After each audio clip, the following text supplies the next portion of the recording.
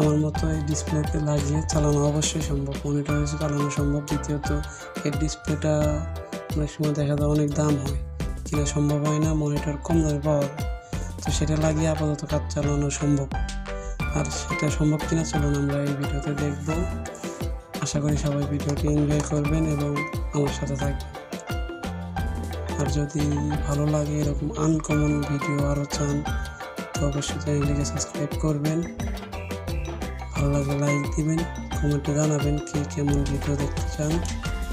আচ্ছা চলুন এটাকে এখন সেট আপ করি, তারপরে আপনাদের দেখাই আসলে আমি এটা দিয়ে সম্ভব কিনা কম্পিউটার চালানো।